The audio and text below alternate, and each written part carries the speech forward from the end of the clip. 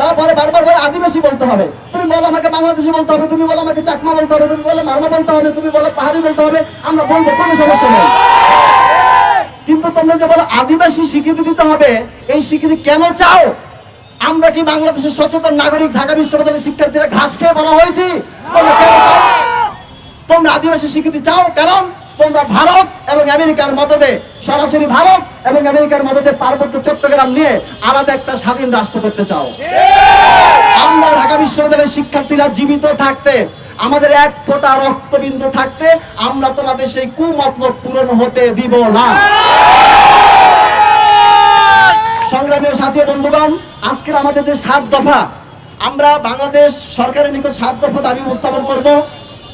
আমাদের যে 7 দফা, প্রথম দফা হচ্ছে বাংলাদেশের উপজাতিদের সম্বোধনের ক্ষেত্রে আদিবাসী ও যুগ্ম শব্দ ব্যবহার এবং বাংলাদেশের বাঙালিদের সম্বোধনে স্যাটেলাইট শব্দ ব্যবহারকে রাষ্ট্রদ্রোহিতা ঘোষণা করতে হবে।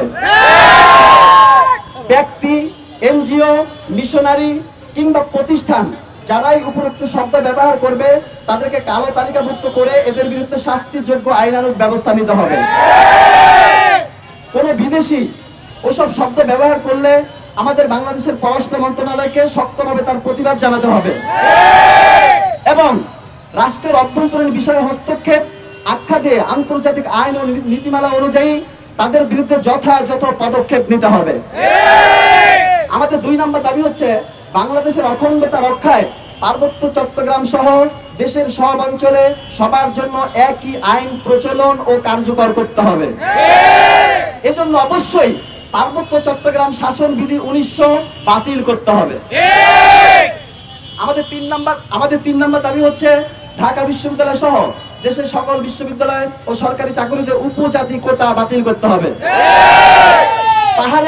পাহাড়ের বাঙালিদের বাদ দিয়ে উপজাতিদের জন্য কোটা রাখা মারাত্মক রকমের বৈষম্য বিরোধী আন্দোলনের ফসল নতুন বাংলাদেশে উপজাতি কোটা, এই বৈষম্যমূলক উপজাতি কোটা সম্পূর্ণ বাতিল করতে হবে। আমাদের 4 নম্বর দাবি হচ্ছে ইন্দো প্যাসিফিক স্ট্র্যাটেজিতে প্রবেশ করিয়ে, আপনারা জানেন বর্তমানে ইন্দো প্যাসিফিক স্ট্র্যাটেজিতে প্রবেশ করার জন্য বাংলাদেশকে আমেরিকা এবং ভারত চাপ দিচ্ছে ইন্দো প্যাসিফিক স্ট্র্যাটেজিতে প্রবেশ করার জন্য। আমাদের 4 নম্বর দাবি হচ্ছে ইন্দো প্যাসিফিক স্ট্র্যাটেজিতে প্রবেশ করিয়ে বাংলাদেশকে ভারত, আমেরিকা বনাম চীন দ্বন্দ্বের প্রক্সি স্টেট বা বলির পাঠা বানিয়ে পার্বত্য চট্টগ্রামকে আরো বেশি অস্থিতিশীলতা ও ঝুঁকির মুখে ফেলে দেয়া যাবে না। ইন্দো প্যাসিফিক স্ট্র্যাটেজির ক্ষেত্রে বাংলাদেশকে অবশ্যই নিরপেক্ষ ও ভারসাম্যমূলক ভূমিকা পালন করতে হবে। আমাদের 5 নম্বর দাবি হচ্ছে পার্বত্য সশস্ত্র সংগঠনগুলোকে বাংলাদেশের স্বরাষ্ট্র মন্ত্রণালয়ের সন্ত্রাসী সংগঠন হিসেবে তালিকাভুক্ত করে দ্রুত তাদের বিরুদ্ধে ব্যবস্থা নিতে হবে। আমাদের 6 নম্বর দাবি হচ্ছে পার্বত্য অঞ্চলে চলমান অস্থিতিশীলতা নিরসন, সন্ত্রাস দমন ও শান্তির প্রতিষ্ঠায় জরুরি ভিত্তিতে প্রয়োজনীয় সংখ্যক সেনা ক্যাম্প বাড়াতে হবে। আমাদের 7 নম্বর দাবি হচ্ছে 1997 সালের চুক্তি অনুযায়ী উপজাতি কর্তৃক সশস্ত্র কার্যক্রম বন্ধ না করায় সংবিধান বিরোধী ওই পার্বত্য চট্টগ্রাম চুক্তি সম্পূর্ণ বাতিল করতে হবে।